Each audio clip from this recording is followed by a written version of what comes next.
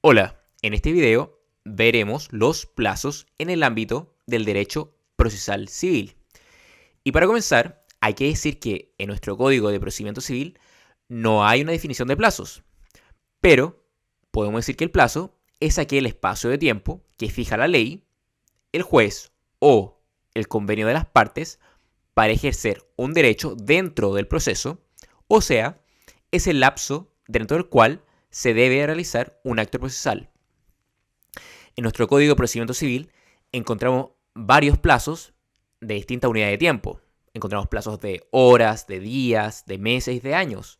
Por ejemplo, un plazo de horas sería la lista de testigos en las querellas posesorias que deben presentarse antes de las 12 horas del día anterior a la fecha del comparendo. Un ejemplo de plazo de días lo encontramos en el artículo 189 del Código de Procedimiento Civil, que dice: la apelación deberá interponerse dentro del plazo fatal de 5 días, contados desde la notificación de la parte que entable el recurso, y deberá contener los fundamentos de hecho y de derecho en que se apoya y las peticiones concretas que se formulen. Y en su inciso 2 dice: este plazo aumentará a 10 días, tratándose de sentencias definitivas. También encontramos plazos de meses. Por ejemplo, el abandono del procedimiento tiene un plazo de 6 meses. Y también un plazo de años. Por ejemplo, el plazo de un año que se otorga para el cumplimiento incidental de las resoluciones judiciales. Como vemos en nuestro Código de Procedimiento Civil, encontramos distintos tipos de plazos. Esta clasificación tiene mucha importancia según si se está en presencia de un plazo de días, de meses o de años, ya que, dependiendo de uno o de lo otro, será diferente la manera de computarlo. Y aquí viene la primera clasificación entre plazos continuos y discontinuos, atendiendo a la manera de computarlos. El plazo continuo es aquel que no se suspende durante los días feriados y por lo tanto corre sin interrupción alguna. En cambio, el plazo discontinuo es aquel que se suspende durante los días feriados. Ahora bien, los días feriados o inhábiles son los días domingos y los días festivos. La regla general en nuestro derecho es que los plazos sean continuos, y así se extrae del artículo 50 del Código Civil, que dice: en los plazos que se señalen en las leyes o los decretos del presidente de la República o de los tribunales o juzgados, se comprenderán aún los días feriados, a menos que el plazo señalado sea de días útiles, expresándose así, pues en tal caso no se contarán los feriados. Pero esta regla general tiene excepciones, y el Código de Procedimiento Civil, en su artículo 66, establece que los términos de días que establece el presente código se encuentran suspendidos durante los feriados, salvo que el tribunal, por motivos justificados, haya dispuesto expresamente lo contrario. Esta disposición solo se refiere a los plazos de días contenidos en el Código de Procedimiento Civil. Por ende, los plazos de meses y de años contenidos en este mismo código se computan de acuerdo a la regla general señalada en el artículo 50 del Código Civil. Es decir, son plazos continuos. En resumen, los plazos de días que establece el Código de Procedimiento Civil son discontinuos, pues se entienden suspendidos durante los días feriados. En cambio, los plazos de meses y de años son continuos. Sin embargo, esta regla tiene una excepción, pues de acuerdo al artículo 66 del Código de Procedimiento Civil, señala que el tribunal, por motivos justificados, puede disponer que el plazo de días sea continuo. Ahora veremos otra clasificación entre plazos individuales y plazos comunes. Según el momento en que deban comenzar a correr para los efectos de su cómputo, se distingue entre plazos individuales, que son aquellos que corren separadamente para cada parte desde el momento de la respectiva notificación. Por ejemplo, el plazo para recurrir contra una resolución judicial. En cambio, los plazos comunes son aquellos que corren conjuntamente para todas las partes, demandantes y demandados, a contar desde la última notificación. Por ejemplo, el plazo para rendir prueba es común para las partes. Hay quienes sostienen que el plazo para contestar la demanda, cuando existe el consorcio pasivo, es individual en su inicio y común en su término. Hay que recordar que un litigio-consorcio pasivo es cuando son varios demandados. La regla general en nuestro derecho procesal es que los plazos sean individuales, siendo excepcionales los plazos comunes. Tienen que estar contemplados expresamente en la ley. También encontramos otra clasificación entre plazos judiciales, legales y convencionales, según la fuente u origen donde emanan. Los plazos judiciales son aquellos señalados en una resolución judicial. Estos solo pueden fijarse en los casos en que la ley faculte expresamente al tribunal, de suerte que su presencia en nuestra legislación es excepcional. Por ejemplo, de un plazo judicial, los plazos a que se refieren los artículos 9 y 12 del Código de Procedimiento Civil. Este último artículo hace referencia al procurador común, que las partes deben nombrar dentro de un plazo razonable que fija el propio tribunal. También encontramos los plazos legales, son aquellos señalados en un precepto legal, y aquí también podemos agregar a los plazos que establezca un reglamento del presidente de la República. Por ejemplo, el artículo 189 del Código de Procedimiento Civil establece que la apelación deberá interponerse dentro del plazo fatal de 5 días, contados desde la notificación de la parte que entable el recurso, y deberá contener los fundamentos de hecho y derecho en que se apoya y las peticiones concretas que se formulan. Y el inciso 2 de este mismo artículo establece que el plazo se aumenta a 10 días, tratándose de sentencias definitivas. Y también encontramos los plazos convencionales. Son aquellos que señalan de común acuerdo las partes litigantes. Por ejemplo, las partes en cualquier estado del juicio pueden acordar la suspensión del procedimiento hasta por un plazo máximo de 90 días, derecho que solo se puede ejercer por una sola vez en cada instancia, sin perjuicio de hacerlo valer además en la Corte Suprema en el caso que ante dicho tribunal estuviesen pendientes los recursos de casación o de queja en contra de una sentencia definitiva. Los plazos que estuvieran corriendo se suspenderán al presentarse el escrito respectivo y continuarán corriendo vencido el plazo de suspensión acordado. La mayoría de los plazos son legales, pues el proceso, desde el punto de vista formal, está constituido por un acto procesales que deben ir cumpliéndose unos a continuación de otros, y en los plazos que la misma ley determina. Esta clasificación de plazos tiene importancia para los efectos de la prórroga, pues, como se verá más adelante, los únicos plazos prorrogables son los señalados por el tribunal. Y también es relevante para establecer el carácter fatal o no de los plazos. Relacionado con lo anterior, ahora veremos los plazos prorrogables y los plazos improrrogables, según si son susceptibles o no de prórroga o de ser aumentados. Los plazos prorrogables son aquellos que pueden aumentar más allá de su duración original. Por ejemplo, todos los plazos judiciales, de acuerdo al artículo 67 del Código de Procedimiento Civil, son prorrogables. Y los plazos improrrogables son aquellos que no son susceptibles de tal aumento. Por ejemplo, los plazos legales, de acuerdo al artículo 68 del Código de Procedimiento Civil. La regla general es que los plazos legales no puedan prorrogarse. Excepcionalmente, pueden ampliarse en los casos que la ley lo permita. Así, por ejemplo, el artículo 329 del Código de Procedimiento Civil señala que cuando haya de rendirse prueba en otro territorio jurisdiccional o fuera de la República, se aumentará el término ordinario a que se refiere el artículo anterior. O sea, 20 días se aumenta con el número de días, igual que se concede el artículo 259 para aumentar el emplazamiento.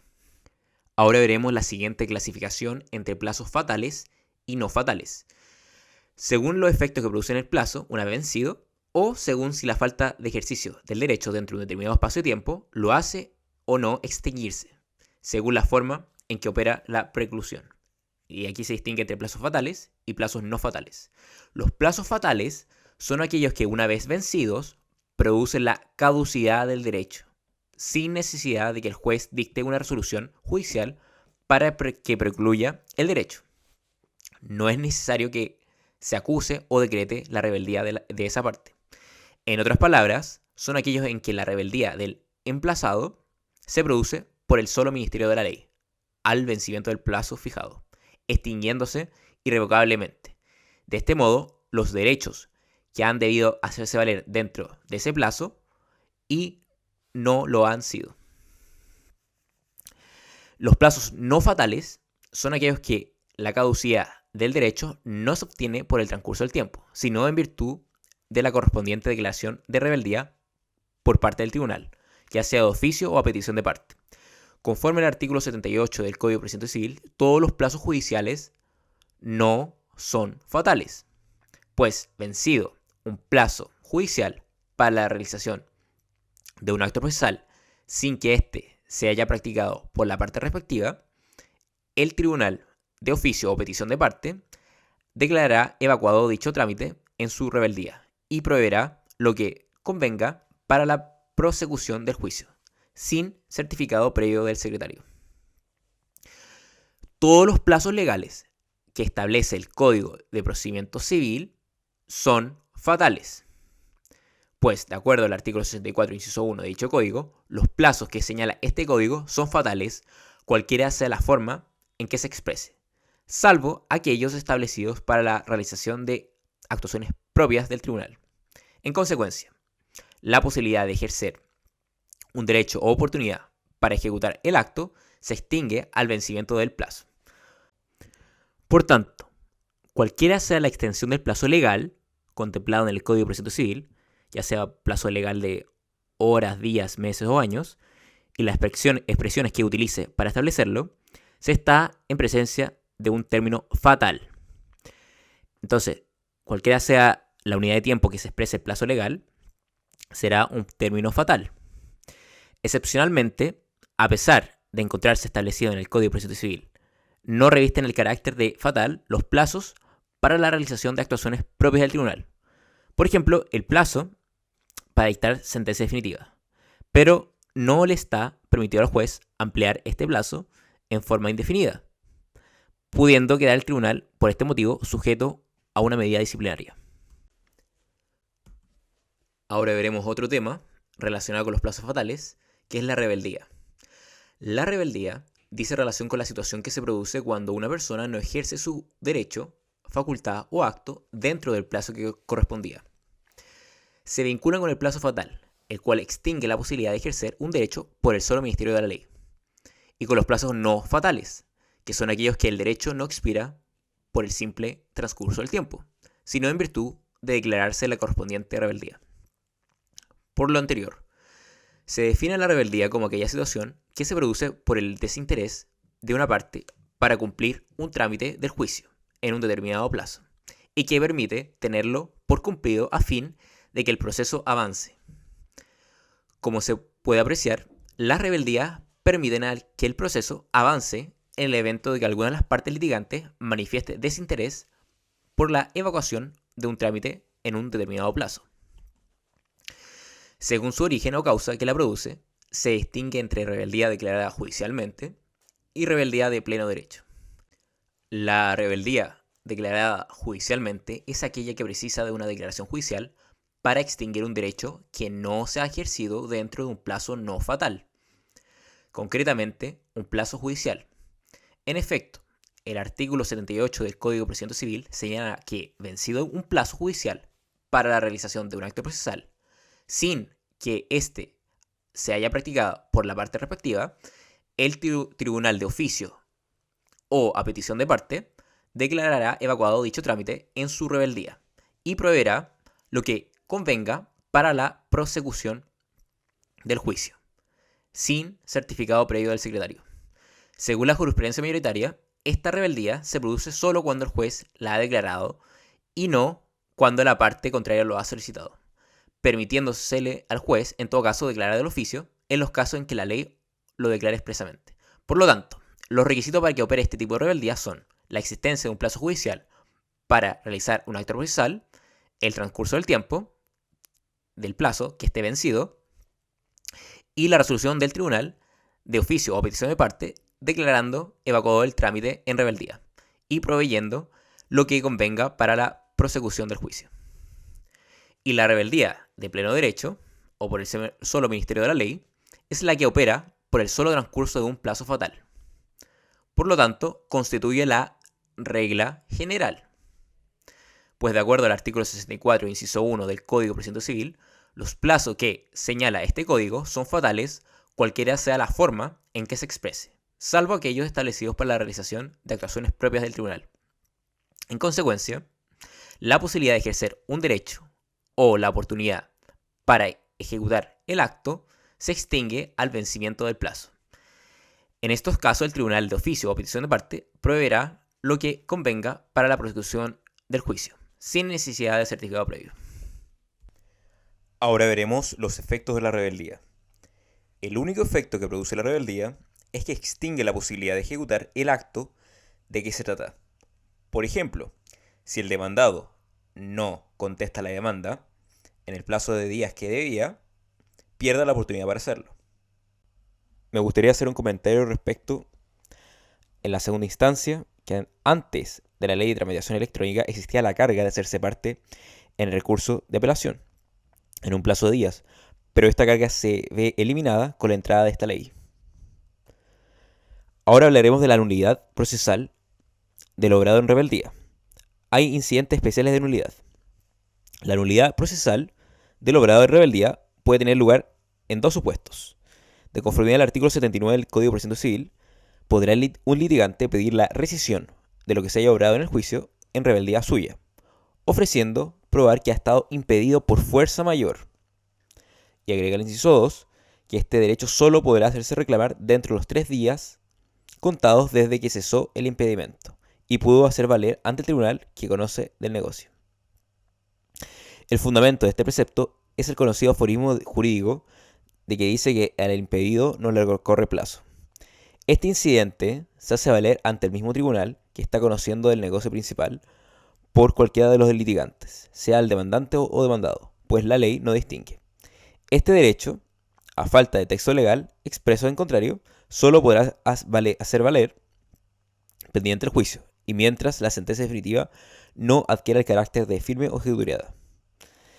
Por otra parte, el litigante rebelde puede alegar la nulidad del obrado por falta de emplazamiento, pues conforme al artículo 80 del Código de Procedimiento Civil, si al litigante rebelde no se le ha hecho saber en persona ninguna de las providencias libradas en el juicio, podrá pedir la rescisión del obrado, ofreciendo acreditar que, por un hecho que no le sea imputable, han dejado llegar a sus manos las copias que se refieren al artículo 40 y 44, que se refiere a las copias de la resolución y del escrito en que ella recae, o que ellas no son exactas en su parte sustancial.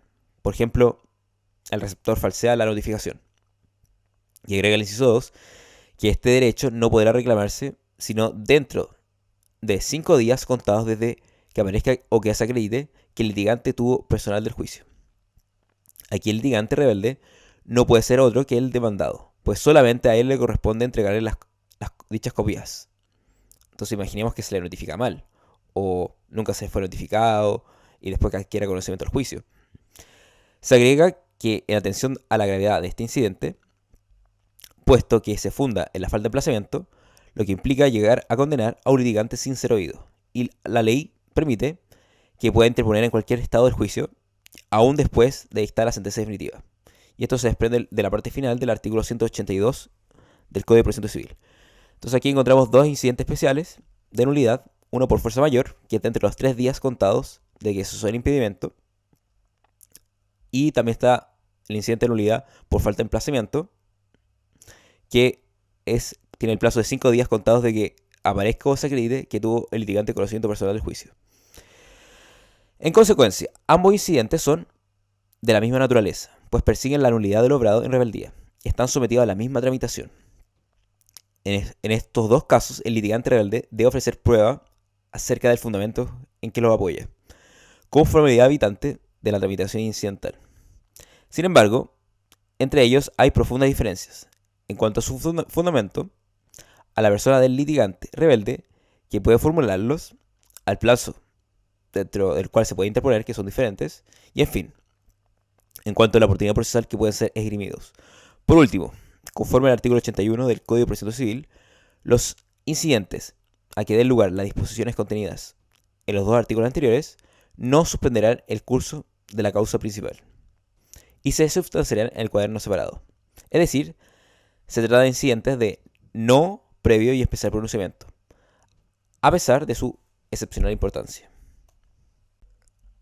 Ahora veremos la forma de computar plazos. El Código de Procedimiento Civil nada dice sobre la forma de computar plazos, de modo que se debe recurrir a la ley común, concretamente al artículo 48, inciso 1 del Código Civil, el cual señala que todos los plazos de días, meses o años de que se haga mención en las leyes o los decretos del presidente de la República, de los tribunales o juzgados, se entenderán que han de ser completos y que correrán además hasta la medianoche del último día del plazo. ¿Esto qué quiere decir? Tiene dos consecuencias. Entonces, siempre el plazo se empieza a contar al día siguiente de la notificación. Es decir, la fracción del día de la notificación no se cuenta, pues los plazos deben ser días completos. Y el plazo expira a las 24 horas del día respectivo, lo cual trae como consecuencias para la presentación de escritos en el domicilio del secretario del tribunal. Esto es un derecho que las partes pueden aprovechar. Así, el día completo del plazo, al margen del horario del tribunal, para presentar escritos. Respecto a la suspensión del procedimiento y de los plazos, la suspensión del procedimiento es la cesación o paralización del procedimiento por hora de algún impedimento, acto procesal de parte o de resolución del tribunal. Por tanto, las formas que se puede producir son por un impedimento, por ejemplo, de conformidad al artículo 5 del Código de Procedimiento Civil, si durante el juicio fallece alguna de las partes que obre por sí misma, quedará en suspenso por este hecho el procedimiento y se pondrá su estado en noticia de los herederos para que comparezcan a hacer uso de su derecho en un plazo igual al de emplazamiento para contestar demandas, que concede los artículos 258 y 259. También se puede suspender por común acuerdo. El artículo 64, inciso 2 del Código de Procedimiento Civil señala que las partes en cualquier estado del juicio pueden acordar la suspensión del procedimiento hasta por un plazo máximo de 90 días. Este derecho se puede ejercer 2 veces por instancia, sin perjuicio de hacerlo valer además en la Corte Suprema en caso que ante dicho tribunal estuviese pendiente de los recursos de casación o de queja en contra de la sentencia definitiva. Los plazos que estuvieran corriendo se suspenderán al presentarse el escrito respectivo y continuarán corriendo vencido el plazo de suspensión acordado. En algunos casos, ciertas resoluciones judiciales traen como efecto la paralización del procedimiento. Por ejemplo, la resolución que acoge una excepción dilatoria por un vicio del procedimiento es susceptible de ser corregido en la misma causa. Suspende el procedimiento hasta que se efectúe la corrección. También la resolución que admite la tramitación de un incidente de previo y especial pronunciamiento. Pues de acuerdo al artículo 87, inciso 1 del Código de Procedimiento Civil, si el incidente es de aquellos sin cuya previa resolución no se puede seguir sustanciando la causa principal, se suspenderá el curso de esta. Y el incidente se tramitará en la misma pieza de los autos.